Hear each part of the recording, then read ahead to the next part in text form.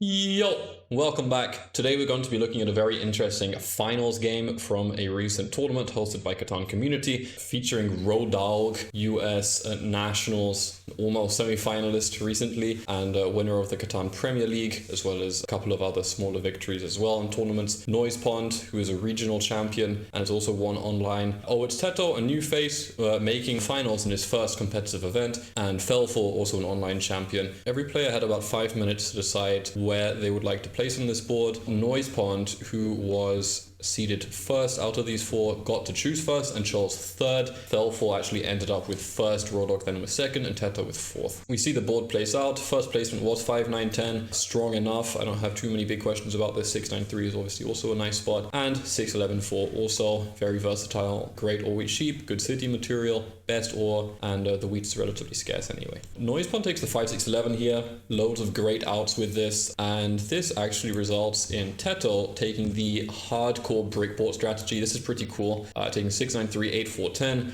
playing for road, playing for brickboard, playing without sheep or ore. Quite interesting. Then to Noise Pond, who takes the 8-3-4, goes for the hybrid all-wheat sheep with the wood port and does point down to the wood port. And then Rodog takes the 2-5-10. He actually makes a deal with Teal, with Felfor here, getting a sheep in exchange for leaving the 4-9-11 open. Now this is a no-brainer for Felfor and also a very good deal for Rodog, who is, if anything, only going to be lacking sheep this game. Playing for the wheat port, which is definitely really strong, getting onto this wheat port spot, and the cities scale really well for devs.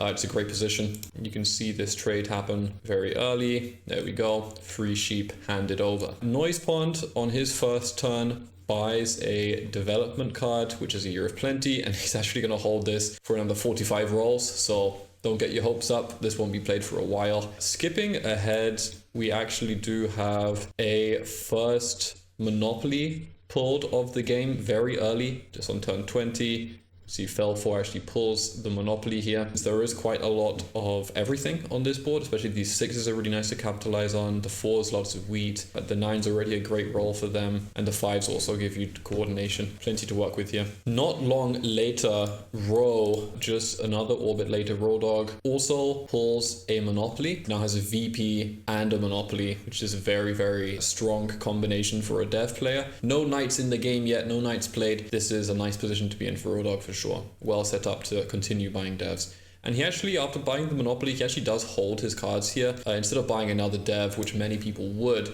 Ro holds his cards, going for either the settle or the city. And with a Monopoly, potentially both. We hit Felfor's turn. They do 7 out, but regardless, they get a city on the 4-9-11. And now the 9s are effectively a city every single roll. The 4s are doubled, 11s are doubled. It's a great position to be in for Felfor. And you will note this road left on the 4-9-11. Why didn't they point down to 10-11-3? Well, a couple of reasons.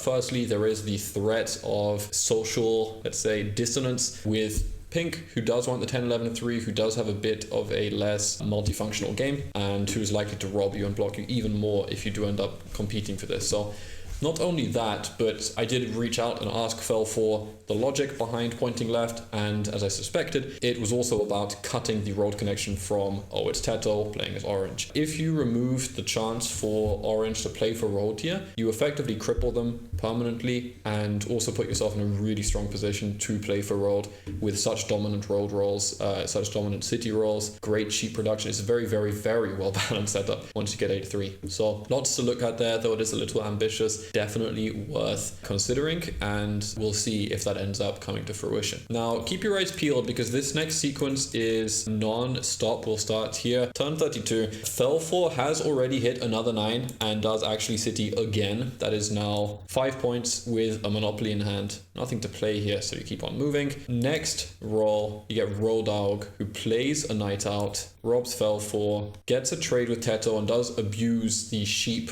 deficit in Teto's game to get a brick, and Teto has plenty of brick to trade. This gives Ro the settle on the wheat port, doubling the 5, making that a free card, making 4 half a card, making the 2 half a card. Great mono potential of the 9s. Things are starting to scale up a little bit. Now, without even having to skip ahead, Teto on his turn has a massive hand here, gets a road settle down on the 8-3, locking out the 8-3 play for Felfor, for Teal, and that is now 5 points for Teto, 1 road away from longest road, 7 points, and just need some cities to activate the game here. That will be the big differentiator if Orange can win the game or not. We actually have Noise Pond with enough cards in hand. It's been a slow game. Noise Pond does have what he needs to get a city down, but in fact decides to slightly cheapen that with a trade, giving 2 sheep to Row for a wheat, and then porting for the city.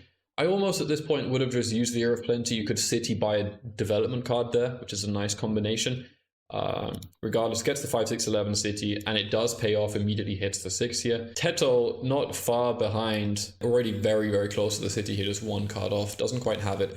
Builds a road, passes. Felfor's time to shine, and you're looking at this hand here. What is it missing? A lot of ore. Here we go, here's a 6 roll, there's the mono. And the city not being that valuable, you are blocked, you need the 9 roll, and playing for army will be efficient points. Buys 1 development card, buys 2, that's 2 knights. And instead of porting for a 3rd one, I guess he's hoping that if this 9 stays blocked, he can at least roll the 9 for another 2 devs. This ends up costing a little bit because Row also has the mono and also would like to have some ore in hand.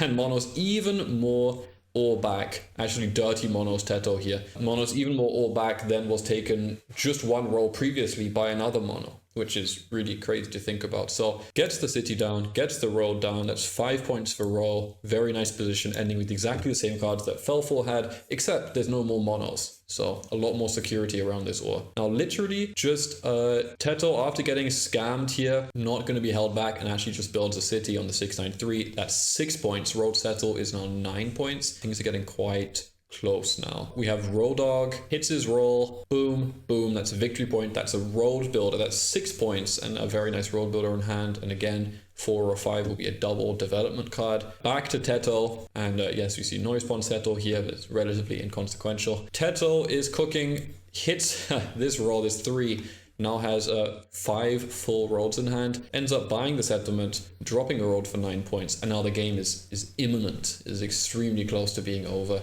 Now, how does the table manage this? This is quite the active mid-game, looking more like an end game at this point, even though we're only 40 turns in. We have Rodog has now bought the road builder, and we will see in the meanwhile, Felfor does actually take road, competing for the road game with Teto. I believe he was actually talked into this by Rodog to some extent, as I remember from commentating it. Row, holding a really stacked hand here, buys another development card and another, gets 2 knights and plays out the road builder. Not much to do with the road builder here, no settlement play, so just plays it and marches towards taking largest army. Now Noise Pond hits a 7, allowing for a brick seal from Teto. Finally plays the Yop, Year of Plenty, building a city. Personally, I think I would lean towards buying the development cards. Potentially a road builder or some victory points or even just a couple of knights could help change the game. I think the city here, it may already be a lost cause for Noise Pond. Drops a road, moving back to Teto, who is struggling. He plays another road. He's really trying to take road back here.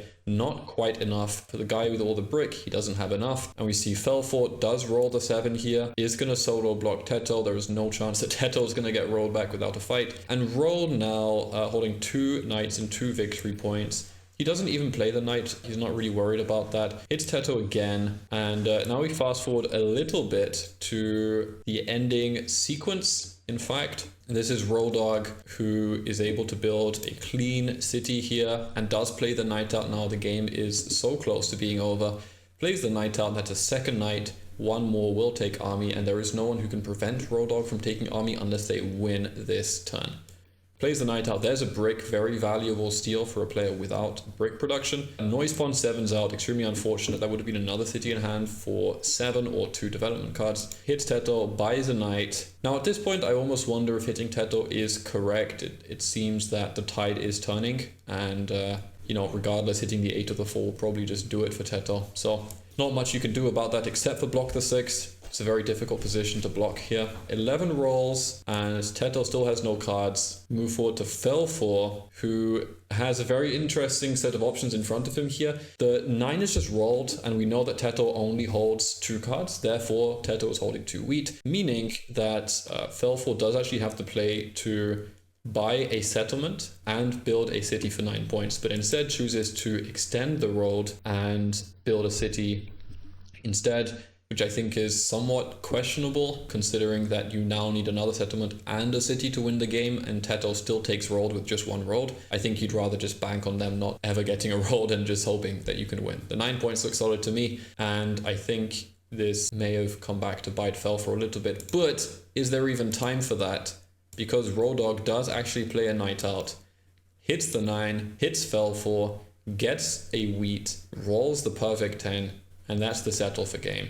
And Road Dogg actually wins the second finals, not second as in inferior, second as in there were 2 different finals for this tournament across different time zones. So Bopeng and Road Dogg, both winners of this tournament, taking the cash home. Really well played by Road Dogg here. He made great trades, he made great pre-placement plays, he made good placements, played his devs well. This was just really well played and much deserved. Back-to-back tournament victories for Road Dogg. I suspect we'll be seeing more of him on the bigger stage. Congratulations. If you would like to see more games like this covered, discussed, analyzed on the channel, all you have to do is play a game on twosheep.io and send me the replay link in the comments, or join the Two Sheep Discord and leave your replays there. Thank you so much for watching. I hope you enjoyed this game. See you next time.